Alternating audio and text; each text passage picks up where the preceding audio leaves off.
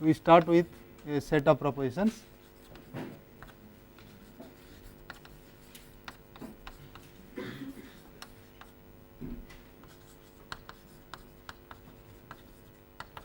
And also we need another proposition.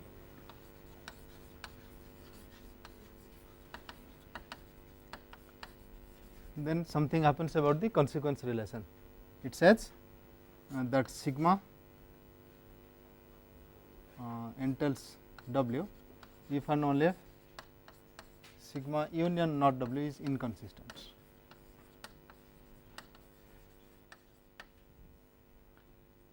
Then similarly, without this negation sign, so you say sigma entails not W if and only if sigma union W is inconsistent.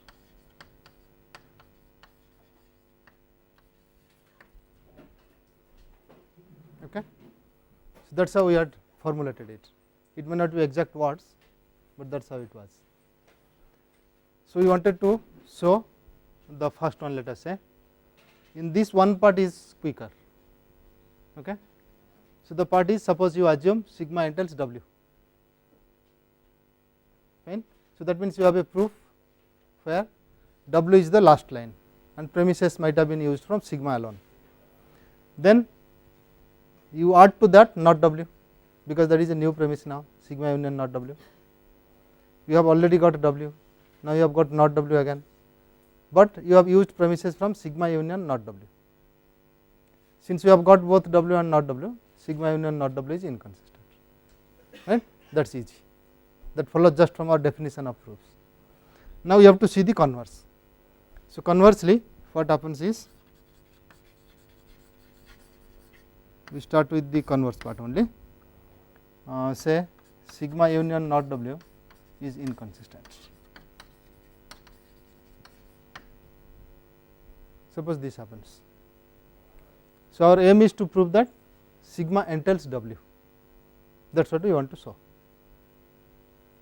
fine.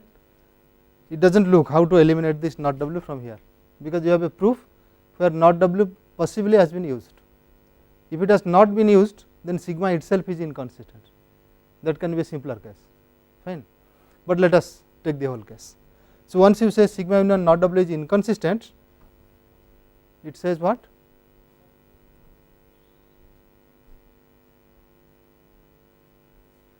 Go back to your definition. There exists one proposition, say P, such that P follows and not P also follows from the same premises, right. So, that means we have propositions, say we have a proposition P such that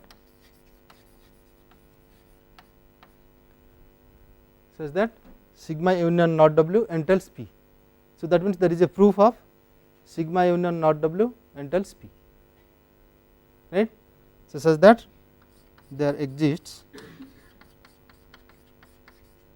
a proof, so call it P1 of sigma union not W entails P, and also there exists a proof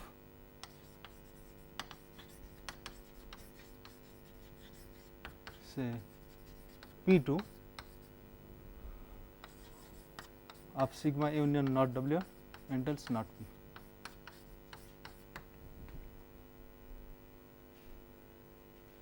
Okay.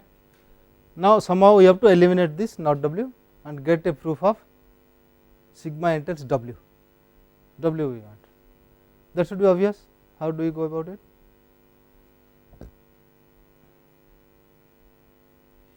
Well, apply deduction theorem on both of them, that we have already proved. By deduction theorem, we have two proofs now. We have P3, let us say, corresponding to this P1, which says that sigma entails not W implies P, right, deduction theorem. So, not W is a premise which can go to the other side with implication sign. So, this P3 proves sigma entails not W implies P. Similarly, P4 corresponding to P2, which says sigma n tells not W implies not P. Now, axiom 3 should help. So, the plan is not W implies not V, implies not W implies P, implies W, that is your A3. Use that, that is the end of the proof. Can you see that? Your A3 says not W implies not V, implies not W implies P, implies W. So, serially apply MP, right, you have already got it. So, on MP you get not W implies P, implies W, again you have got it. So, you have got W, easy, right, but we have to write it exactly, that is the only problem. Okay. So, what we do? We construct a proof where we take P3, we take P4 and add some more lines, right. So, suppose P3 has m lines and P4 has n lines. Now, construct a proof, construct P as follows.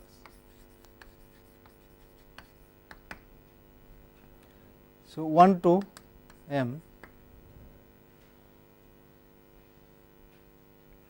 okay, let us write P3.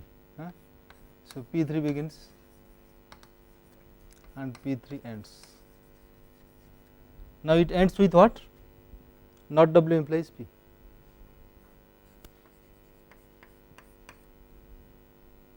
Okay. Next, add P4. So, that goes up to m plus n. So, here we write say P4 begins and P4 ends, and it ends with what? W implies not W implies not P.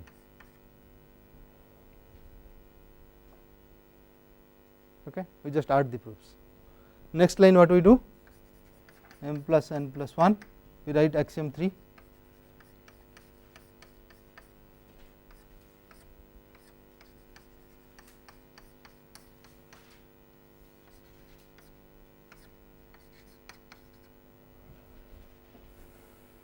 Okay. Next, m plus n plus 2, that gives not W implies P, implies W. This is from line m plus n plus 1, and then you have m plus n,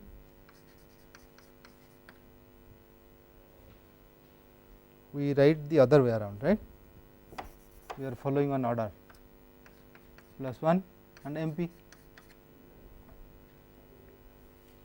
Okay. Next, m plus n plus 3.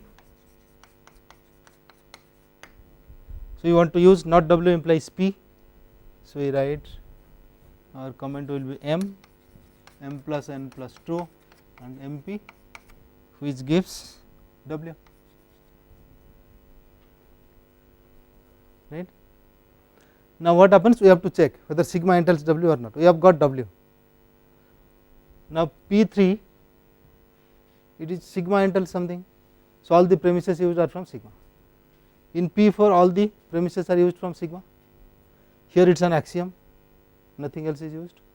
So, it is sigma entails W, right. So, now you see that P proves sigma entails W.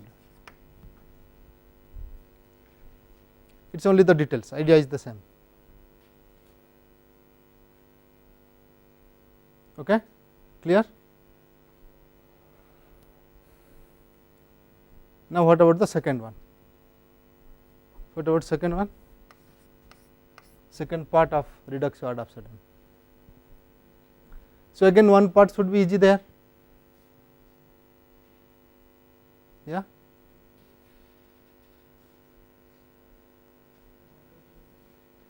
Which part is easy?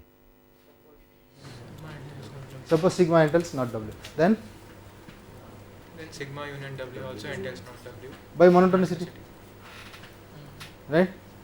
and you have W now. W is a premise, so there is a one line proof. So sigma union W entails W, and sigma union W entails not W, therefore sigma union W is inconsistent. Okay, that part is clear. So we do only the converse part. So conversely, suppose sigma union W is inconsistent.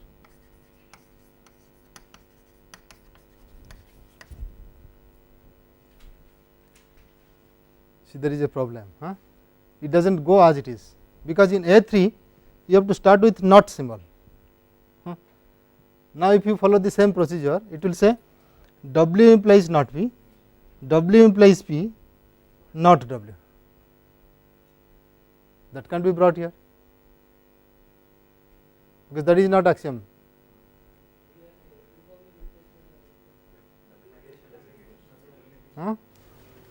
Suppose you uniformly replace W by not W, you would get not W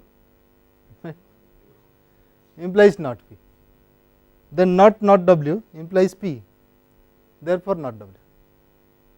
It will go for not W, right. So what you need is, from W you can get not W. If you can do that, that is enough. Okay.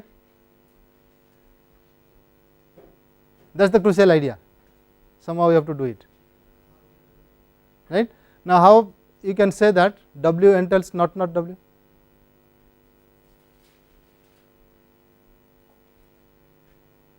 Well, apply array 1, W entails not W if and only if W comma not W,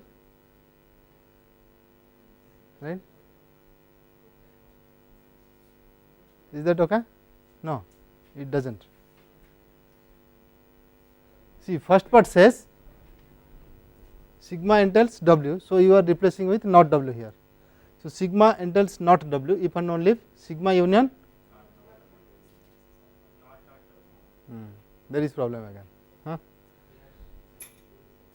Anyway, so what we want is, we have to show somehow sigma union not W is inconsistent. That is what it amounts to, right. So from this, assuming that sigma union W is inconsistent, we go for proving sigma union not W is inconsistent. Fine. If you can do that, then probably it will be all right. Okay, let us try to do that. So how to show sigma union not W is inconsistent? It should entail some P, it should entail some not P. Fine. That is what we want. Now from this, what happens? Once sigma union W is inconsistent, we have some P such that sigma union W entails P, sigma union not W, W entails not P for some P, some proposition P. This is what we know. Clear? Now then we can use deduction theorem. Can you? Will that help or not?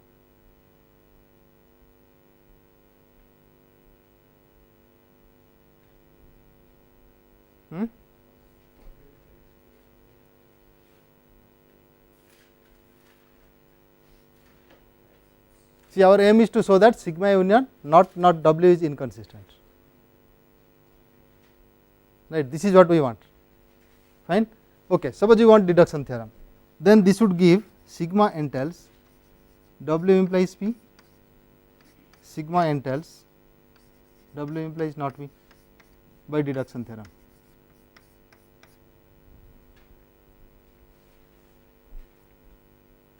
Okay. Then by monotonicity you can say that sigma union not W, you want not W, right, not W entails W implies P. Similarly, you may say sigma union not W entails W implies not P.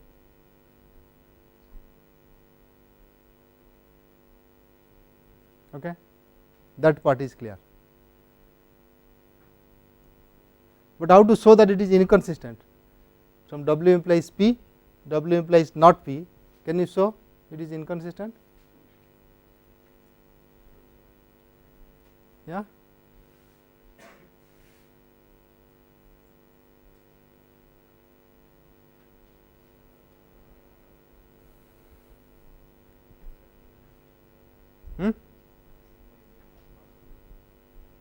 See, by deduction theorem you do not have not W here, use monotonicity, you can add a premise, does not matter. So, you write and monotonicity.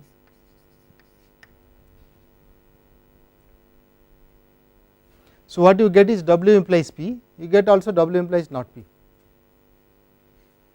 right.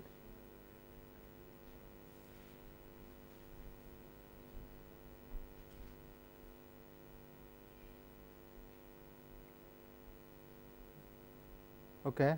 Then how do you say that sigma union not W is inconsistent?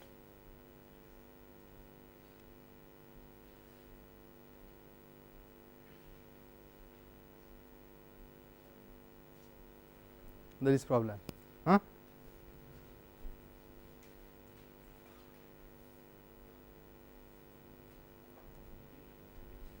Huh? Suppose you go to sigma union not W and W. See, all that you wanted is W implies not W, that you wanted. So, how do you show W implies not W? That is okay. Then yes, you are telling sigma union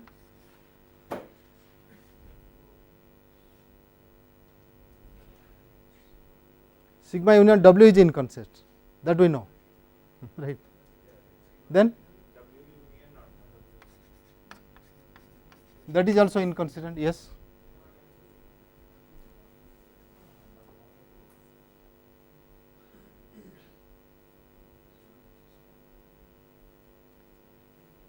Well, let us see how does it proceed. You wanted to show sigma union not W is inconsistent, right, but you have sigma union W. So, you wanted to prove first W implies not W, right, is that right. So, W entails not W. Now, how do we prove this?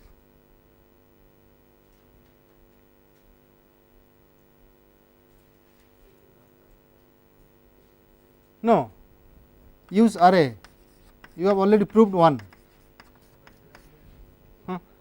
So, by this what you want is W, there is the point, will not take that way. What should we do? This not W. Can you take this not W? Okay. So, if this is inconsistent, what will it say? It will say not W entails W, and that is enough for us. We do not need this, we need this really. Why? Because suppose you take sigma union not W, that gives you W, right, by monotonicity, and sigma union W is inconsistent, therefore sigma union not W should be inconsistent. Is it clear? Line of proof is clear or not? Not clear? Well, you start with not W, comma not W. This is inconsistent. How is that? Because this entails not W, this also entails not W. One line proofs. Now, my set is this. So, from this set what can I conclude? Not W. Yes, that set is inconsistent. Now, once this set is inconsistent, you use array 1, this gives not W entails W. Okay, clear? Then sigma union not W entails W. So, you have W along with sigma also to be used, all proposition in sigma are still there, right, but sigma union W is inconsistent, it gives P, it gives not P assumption, therefore, sigma union not W is inconsistent. Is it clear? Last part is not clear. See, from this you get sigma union not W entails W. Okay. This is clear. Now what happens? It does a proof. Okay. Now we will construct a proof where sigma union not W should be inconsistent, right. So what we will do? First take proof of this, get W. After getting W, you adjoin proof of sigma union W entails P. Then add the proof of sigma union W entails not P. So that gives a proof of sigma union not W entails P as well as not P. Therefore, this is inconsistent. Is it clear? Now, can you proceed to the proof? So, where should we start? This is all right. This is all right. See, our main thing is to start with this set, not W, comma not W. Fine. So, we have to write in according to that. So, we say sigma union not W not W is inconsistent.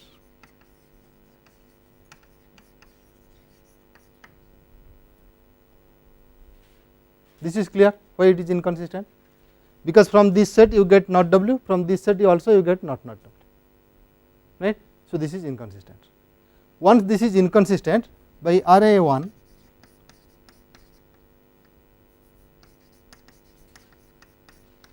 we get sigma union not W entails W, right. Array 1 says you add one not to the conclusion, bring it to the premise, that will be inconsistent, right.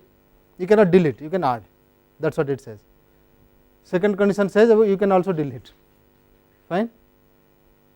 Is that clear? So, this and these are equivalent, if and only if statement. So, I get sigma union not W entails W, fine. Now, look at this, sigma union W entails P, sigma union W entails not P. So, what do you say?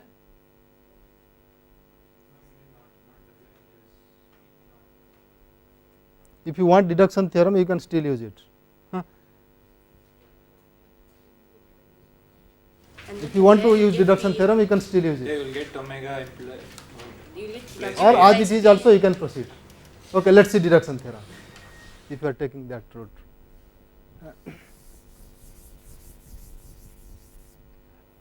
So, let us number this first. Suppose this I say star. Now, from star by deduction theorem we get sigma entails W implies P, okay, and sigma entails not W, W implies not P.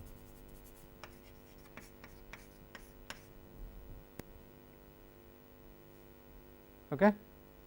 Now, call this a proof which proves sigma entails W implies P.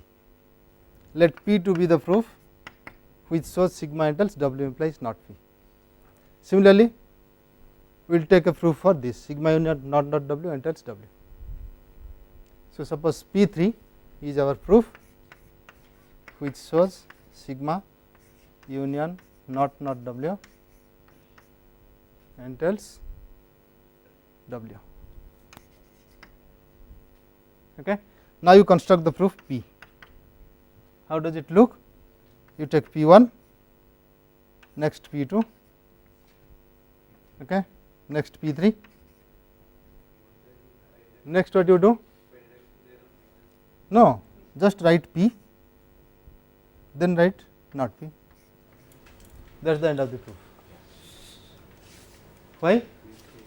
This P follows from last line of P1 and last line of P3 by MP. Last line of P1, last line of P3, there W implies P and W, from which by MP you get this P, right, and this not P follows from last line of P2 and last line of P3. Is that clear? So, that is also by MP, and this is our proof which shows sigma union not W is inconsistent. Is it clear? Yes. So, all that we do is we have to write it exactly. Suppose it has m lines, so you write 1 to m. Suppose it has n lines, then you start with m1 plus m plus 1 to m plus n. Next P3, suppose it has k lines, so m plus n plus 1 to m plus n plus k. Now you give in P justification as m line m and line m plus n plus k MP. Is that okay? Then next one is m plus n plus k MP. That is all. Is it okay? So, what we have shown? So, sigma union not W is inconsistent. Now, by first part of array, sigma entails not W.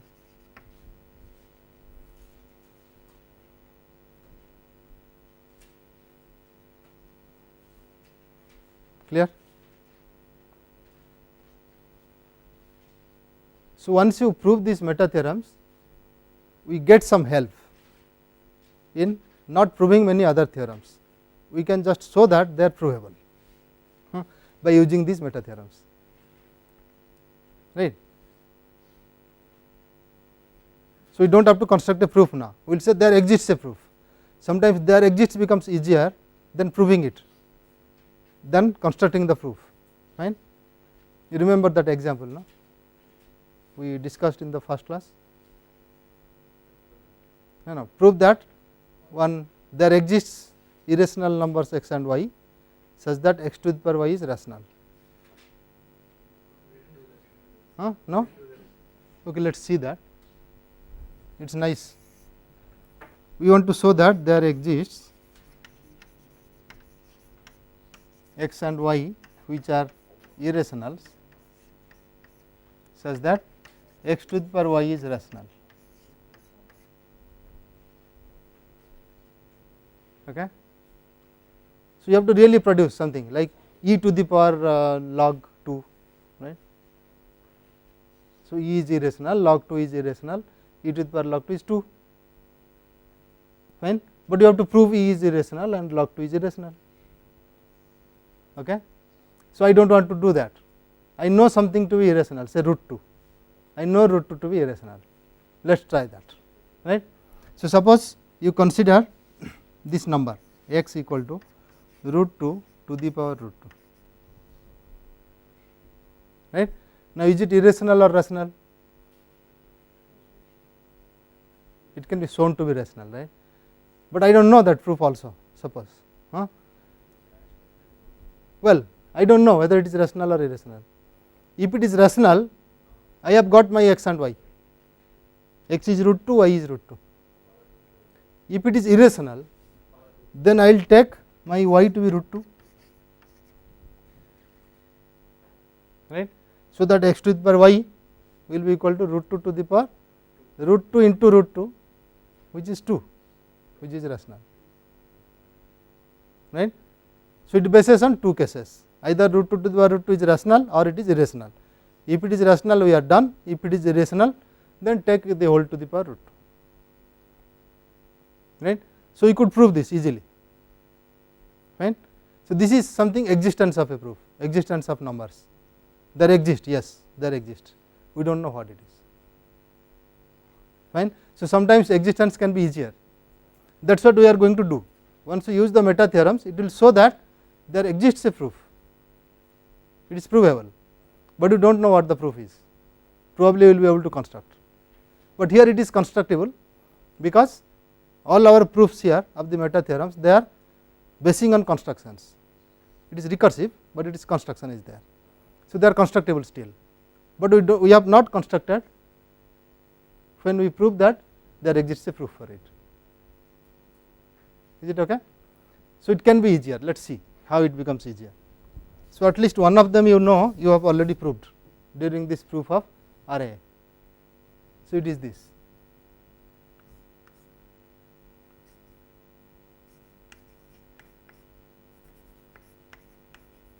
Okay. This already you have proved. Yes, by RAA 1. Is it okay? This also you have proved or not?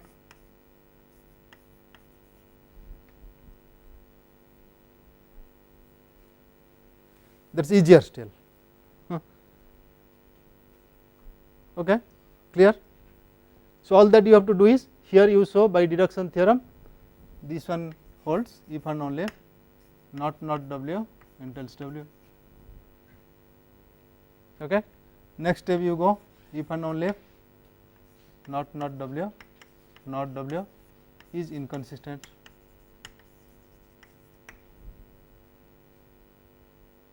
Which is true. Okay. And for this one, you say this holds if and only if W entails not W. If and only if you eliminate one now, W not W is inconsistent. Things become easier, right. So, you can have a derived rule now of double negation. So, this derived rule tells that if you have not W, you can infer W, if you have W, you can infer not W. So, once you prove some theorems, you can go for derived rules, right, if it is an implication. If not an implication, you say it is a derived theorem. Say we do not have modus tollens in PC, can we formulate modus tollens? So, what does modus tollens says? You have P implies Q and not Q, then infer not P. Okay. This is what modus tollens is. Fine. So, now once you write it as a PC consequence, you will be proving the theorem P implies Q not Q entails not P. This should be provable. Okay. Now, how do you say that it is provable? Well, apply reduction ad absurdum, eliminate that negation sign instead of adding another. So, that you have to choose which one I have to do, so that it will be all right. So, now we will say if and only if P implies Q not Q, P is inconsistent by RAA. So, it is really 2, second part of reduction ad absurdum. Now, this should be easy. How to show it is inconsistent? Right. Start with P, next take P implies Q. So, you get Q by modus ponens, which is a rule in the axiomatic system. You get not Q as another line, because it is a premise. So, you get both Q and not Q. Therefore, it is inconsistent. Okay. Let us see another, say contraposition. How does it look? It has again two parts. Okay. So, let us say not Q implies not P, you infer P implies Q. Another is P implies Q, you infer not Q implies not P. So, now formulate it as a consequence, PC consequence. It would say not Q implies not P entails P implies Q. That is one part. Second part says P implies Q entails not Q implies not. Okay. Then how to proceed? you have implies on the right side. So, first it says apply deduction theorem. So, one will be equivalent to proving by deduction theorem will be what? Let us write 3, all odds will go. Now, this will say not q implies not p, p entails q, okay. And this one p implies q, not q entails not p.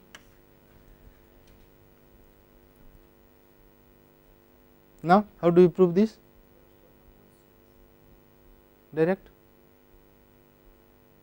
Is it coming modus tollens? No, you need double negation again. Okay, let us do the other way. We will put again not q implies not p, p not q inconsistent.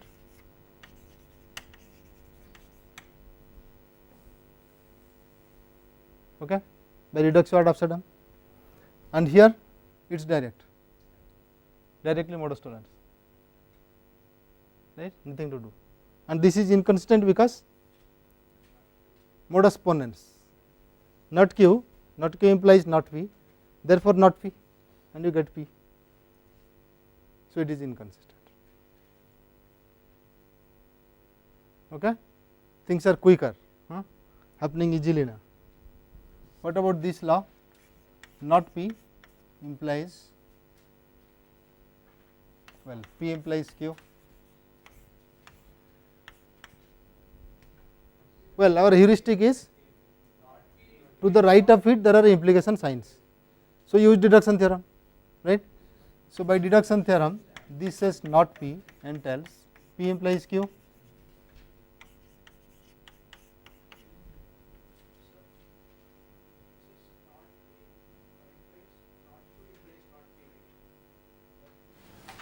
That is axiom 1, that is axiom 1. Then apply hypothetical syllogism, because you will be using contraposition. Yeah, there is no truth, we are just proving, we are just proving. So, if you start with axiom 1, you will be starting with not p implies not p implies not p. It is axiom. So, every axiom is by definition a theorem, right. No truth. See, you want to construct a proof, isn't it? So, how do you construct a proof? You start with the axiom not p implies not q implies not p, right. Next, what you do? Not q implies not p implies p implies q, contraposition, right. Next, you do hypothetical syllogism, not p implies q, right. So, you have to use all the laws. Now, what happens without using the laws? Just use the meta theorems. So, this we can say if not p, p entails q by deduction theorem. Look at this, it says something. It is easy, but it says something. This stage itself, it says from one inconsistent set everything follows, right. That is also called the paradox of material implication. The implication we have defined, that itself says this, from an inconsistent thing everything follows. So, this happens here because q with not sign is inconsistent.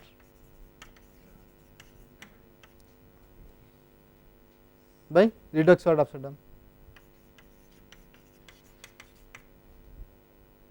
and this is true because you have a proof not p, you have a proof p, one line proofs, fine. So, it is inconsistent. What about this law?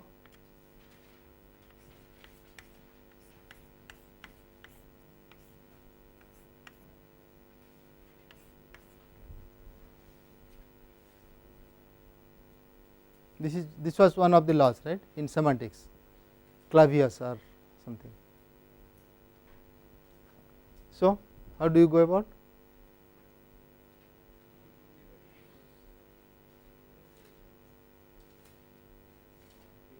Well, deduction theorem, okay. So, this happens if not P implies P entails P.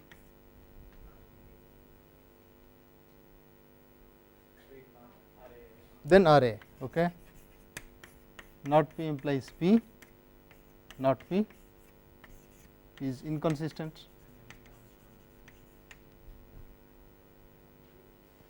Is it inconsistent? Yes, you can give a proof. Modus ponens gives P. You have already not P. Okay. So, the proof would look something like this: not P, true, not P implies P, third will be P by modus ponens. Now, look at first line and third line. This proves P, this proves not P. Okay. Therefore, the set of premises is inconsistent.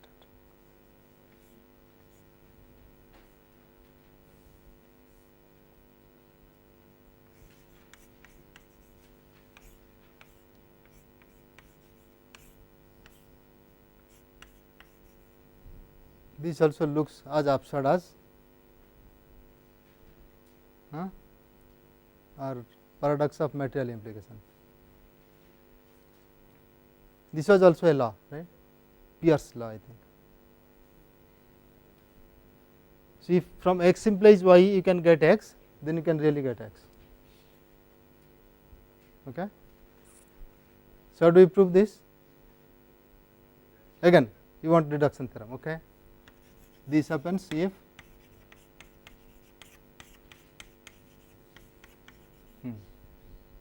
then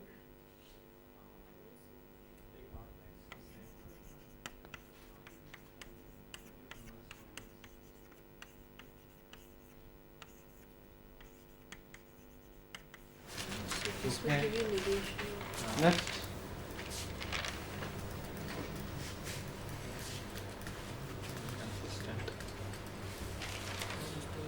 Take more modus tollens. X implies y. Modus tollens. you have to apply modus tollens.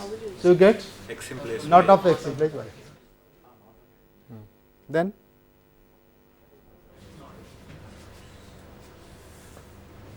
That implies x. Oh no, x implies not x. not of x implies y, it will tell. So x or not x or y. There's no or. You do not have any or not. That implies negation y. Huh? Modus tollens y. You have x implies y implies x. This is the premise, right? You have not x is a premise. Then you say you get not of x implies y by modus tollens.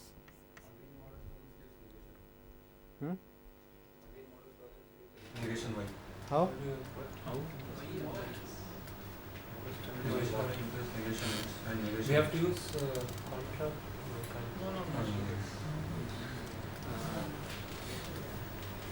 All right. Consistent.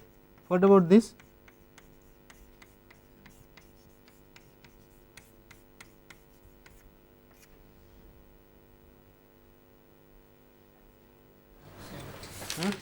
It is not axiom 3.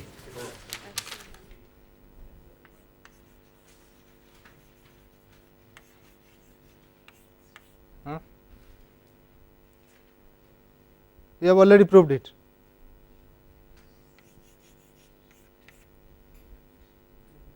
Okay.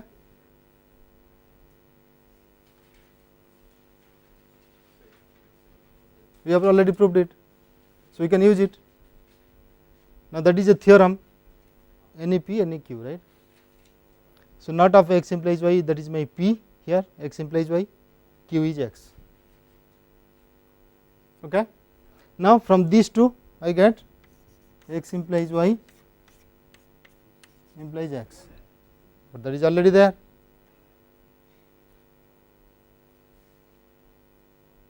X implies y implies x is already there. Yes. Yeah, but now with not x we get x implies y. So, Or no, not of x implies y. so Uh, these were matching. So, we are just trying how to proceed.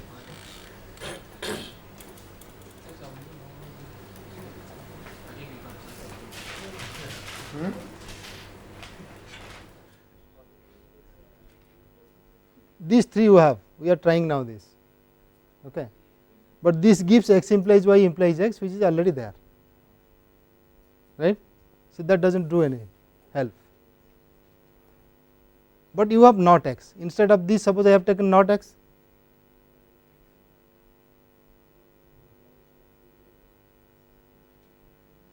yeah, not x implies x implies something, x implies y, I can take that, then I can get x implies y, then what will it give? Inconsistent, is it not? Because not of x implies y is already there, is it clear? So, what should we do here? Not x implies x implies y, we will take it in that form, fine. So, now we have not x, we get x implies y by modus ponens, and that is the end of the proof. This says I have here not of x implies y, here x implies y. So, this will be inconsistent, is it clear?